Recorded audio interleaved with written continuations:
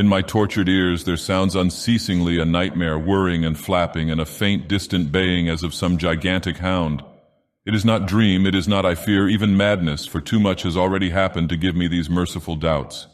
St. John is a mangled corpse, I alone know why, and such is my knowledge that I am about to blow out my brains for fear I shall be mangled in the same way. Down unlit and illimitable corridors of eldritch fantasy sweeps the black, shapeless nemesis that drives me to self-annihilation. May heaven forgive the folly and morbidity which led us both to so monstrous a fate. Wearied with the commonplaces of a prosaic world, where even the joys of romance and adventure soon grow stale, St. John and I had followed enthusiastically every aesthetic and intellectual movement which promised respite from our devastating ennui.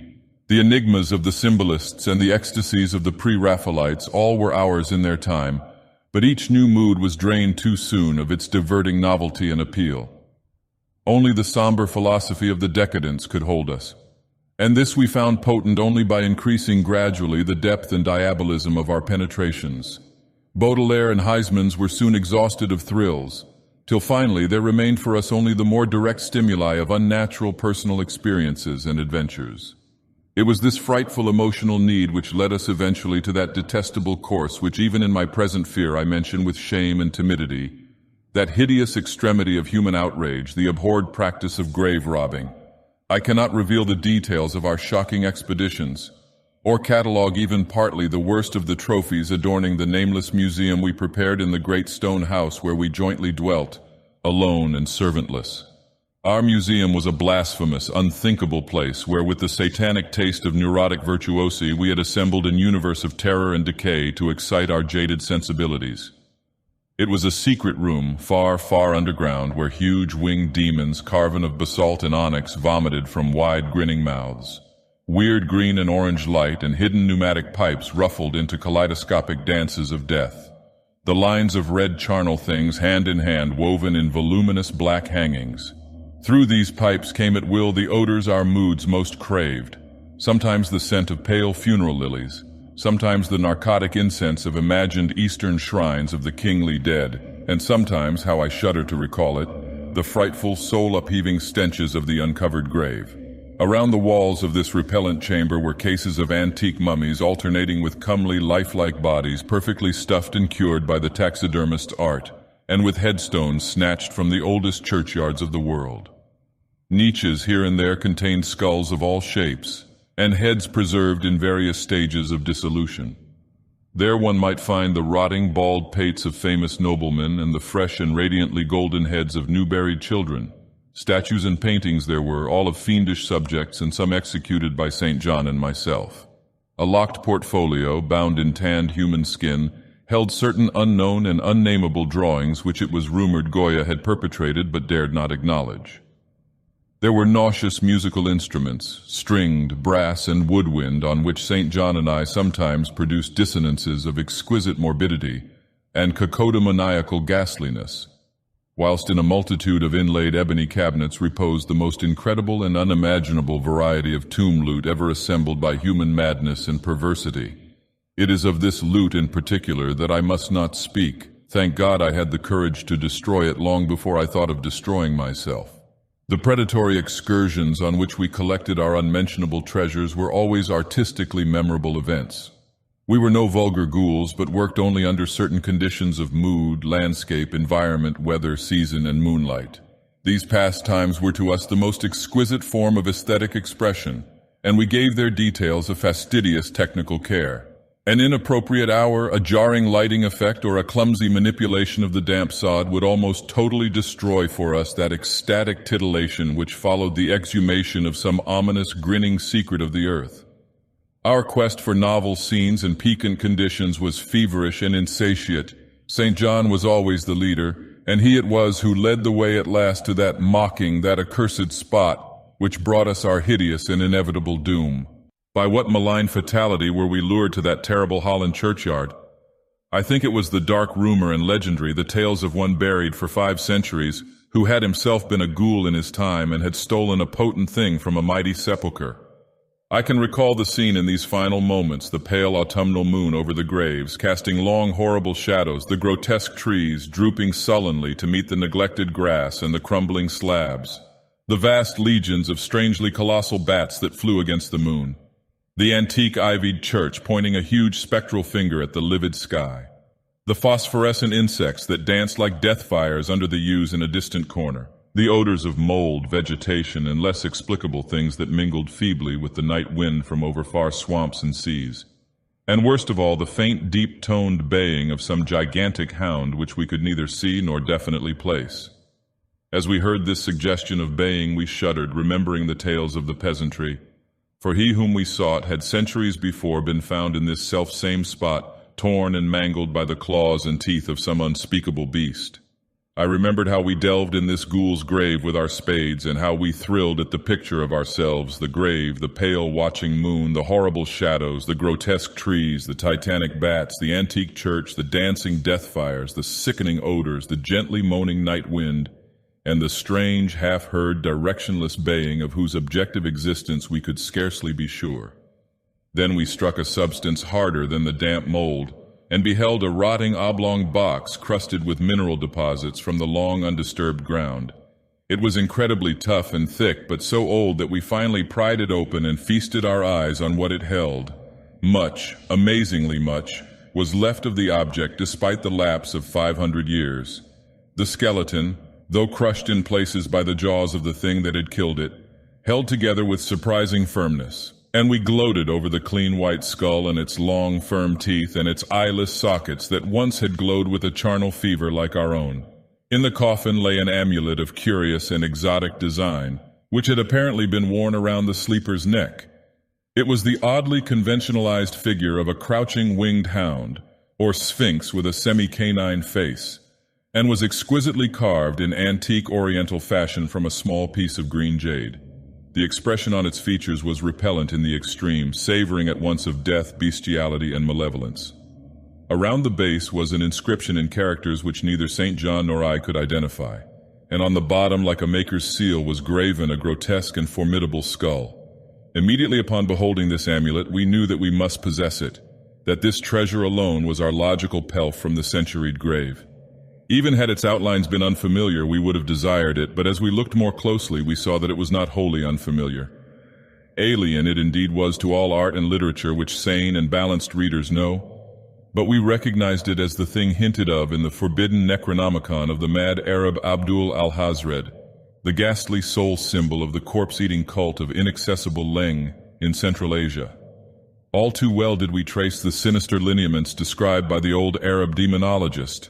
Lineaments, he wrote, drawn from some obscure supernatural manifestation of the souls of those who vexed and gnawed at the dead. Seizing the green jade object, we gave a last glance at the bleached and cavern-eyed face of its owner and closed up the grave as we found it. As we hastened from that abhorrent spot, the stolen amulet in St. John's pocket, we thought we saw the bats descend in a body to the earth we had so lately rifled, as if seeking for some cursed and unholy nourishment. But the autumn moon shone weak and pale, and we could not be sure.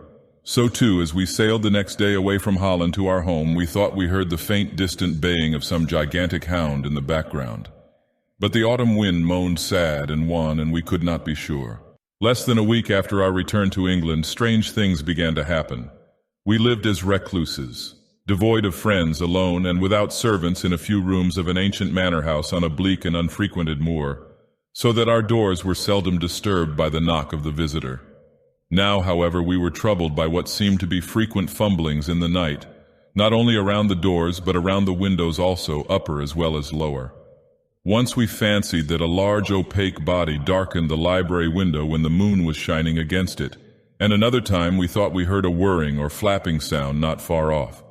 On each occasion, investigation revealed nothing, and we began to ascribe the occurrences to imagination alone, that same curiously disturbed imagination which still prolonged in our ears the faint far baying we thought we had heard in the Holland churchyard. The jade amulet now reposed in a niche in our museum, and sometimes we burned strangely scented candles before it. We read much in Al-Hazred's Necronomicon about its properties and about the relation of ghouls' souls to the objects it symbolized, and were disturbed by what we read. Then terror came. On the night of September 24th, 19th, I heard a knock at my chamber door. Fancying it St. John's, I bade the knocker enter, but was answered only by a shrill laugh. There was no one in the corridor. When I aroused St. John from his sleep, he professed entire ignorance of the event and became as worried as I. It was that night that the faint, distant baying over the moor became to us a certain and dreaded reality. 4 days later, whilst we were both in the hidden museum, there came a low, cautious scratching at the single door which led to the secret library staircase. Our alarm was now divided, for besides our fear of the unknown, we had always entertained a dread that our grisly collection might be discovered. Extinguishing all lights, we proceeded to the door and threw it suddenly open, whereupon we felt an unaccountable rush of air, and heard as if receding far away a queer combination of rustling, tittering, and articulate chatter. Whether we were mad, dreaming, or in our senses, we did not try to determine. We only realized with the blackest of apprehensions that the apparently disembodied chatter was beyond a doubt in the Dutch language. After that we lived in growing horror and fascination. Mostly we held to the theory that we were jointly going mad from our life of unnatural excitements. But sometimes it pleased us more to dramatize ourselves as the victims of some creeping and appalling doom. Bizarre manifestations were now too frequent to count. Our lonely house was seemingly alive with the presence of some malign being whose nature we could not guess, and every night that demoniac baying rolled over the windswept moor, always louder and louder. On October 29th, we found in the soft earth underneath the library window a series of footprints utterly impossible to describe. They were as baffling as the hordes of great bats which haunted the old manor house in unprecedented and increasing numbers. The horror reached a culmination on November 18th when St. John, walking home after dark from the distant railway station, was seized by some frightful carnivorous thing and torn to ribbons. His screams had reached the house, and I had hastened to the terrible scene in time to hear a whir of wings and see a vague black cloudy thing silhouetted against the rising moon. My friend was dying when I spoke to him, and he could not answer coherently.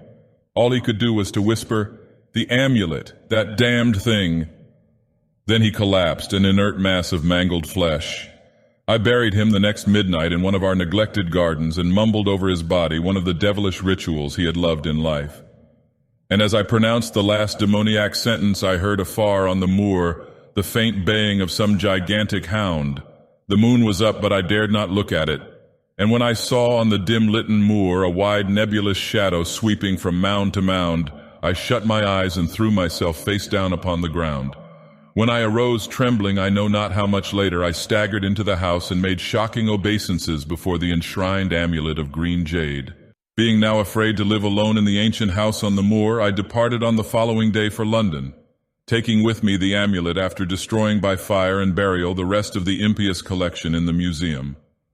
But after 3 nights I heard the baying again, and before a week was over felt strange eyes upon me whenever it was dark.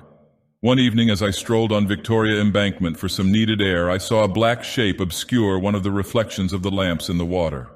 A wind stronger than the night wind rushed by, and I knew that what had befallen St. John must soon befall me. The next day I carefully wrapped the green jade amulet and sailed for Holland. What mercy I might gain by returning the thing to its silent, sleeping owner I knew not, but I felt that I must at least try any step conceivably logical. What the hound was and why it pursued me were questions still vague, but I had first heard the baying in that ancient churchyard, and every subsequent event, including St. John's dying whisper, had served to connect the curse with the stealing of the amulet. Accordingly, I sank into the nethermost abysses of despair when at an inn in Rotterdam I discovered that thieves had despoiled me of this sole means of salvation. The baying was loud that evening, and in the morning I read of a nameless deed in the vilest quarter of the city. The rabble were in terror, for upon an evil tenement had fallen a red death beyond the foulest previous crime of the neighborhood. In a squalid thieves' den, an entire family had been torn to shreds by an unknown thing which left no trace, and those around had heard all night above the usual clamor of drunken voices a faint, deep, insistent note as of a gigantic hound.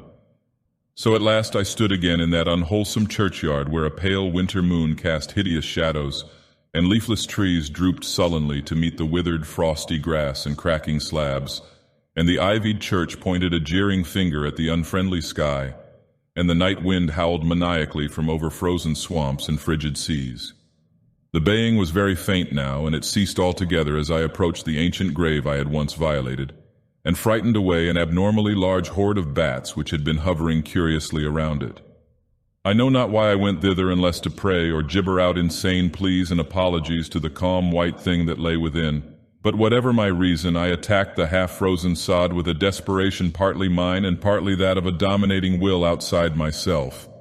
Excavation was much easier than I expected, though at one point I encountered a queer interruption, when a lean vulture darted down out of the cold sky and pecked frantically at the grave earth until I killed him with a blow of my spade. Finally, I reached the rotting oblong box and removed the damp nitrous cover. This is the last rational act I ever performed, for crouched within that centuried coffin, embraced by a close-packed nightmare retinue of huge, sinewy, sleeping bats, was the bony thing my friend and I had robbed.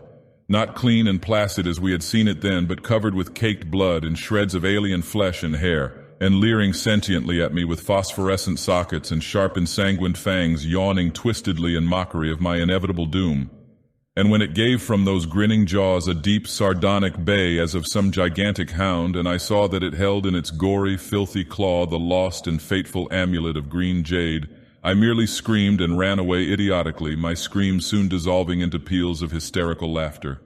Madness rides the star wind, claws and teeth sharpened on centuries of corpses, dripping death astride a bacchanal of bats from night-black ruins of buried temples of Belial. Now as the baying of that dead, fleshless monstrosity grows louder and louder, and the stealthy whirring and flapping of those accursed web wings circles closer and closer, I shall seek with my revolver the oblivion which is my only refuge from the unnamed and unnameable.